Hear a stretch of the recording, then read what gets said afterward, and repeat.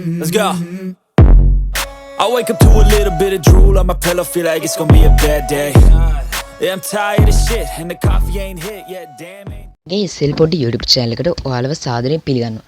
මම අද කතා කරන්න යන්නේ ඔයා එදිනෙදා පාවිච්චි කරන SIM එක ඔයාට හිතෙන්න පුළුවන් වෙනත් කවුරු හරි ඔයාට එවන මැසේජ් බලනවා කියලා. එහෙමත් නැත්නම් ඔයාට එන කෝල් තවත් කාට හරි යනවා කියලා හිතෙන්න පුළුවන්. ඔයාලා දැන් ගොඩක් දුරට දන්නවා සමාජයේ ගොඩක් කට්ටිය ඉනවා හැකින් කරන්න.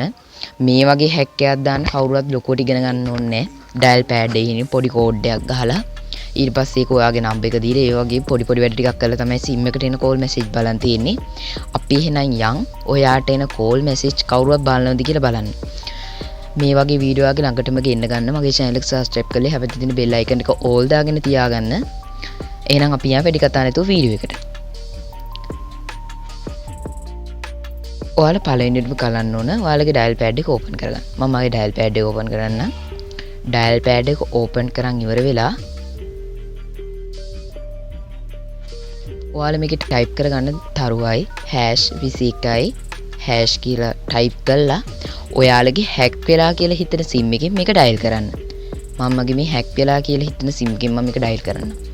ඩයල් කරාට පස්සේ අතන started කියලා වැටිලා ඔයාලට මෙන්න මේ වගේ එකක් බලා ගන්න පුළුවන්.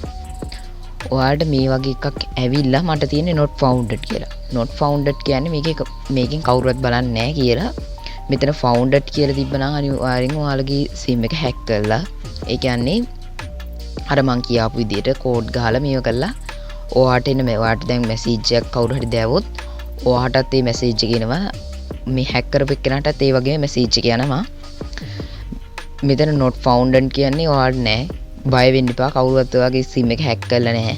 ඒක නිසා අවුලක් නැහැ. හදිසියෙන් මෙතන මේ data කියලා වැටලා තියෙන එකේ founded තිබ්බනම් ඒ කියන්නේ ඔයාගේ SIM එකේ තියෙන data ටික පිටට යනවා. voice කියලා තිබ්බම ඔයාලට එන call වල ඒ ටික යනවා. SMS කියලා තිබ්බනම් SMS ටික යනවා.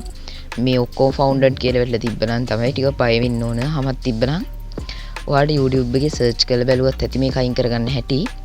මම ඕනනම් මේක කරන්න හැටි අයින් කරන්න හැටි මම වීඩියෝ එකක් ගේන්න. ඔයාලා ඒකත් බලන්න. එහෙනම් අපි යන් දෙවෙනි විදිය මොකක්ද කියලා බලන්න.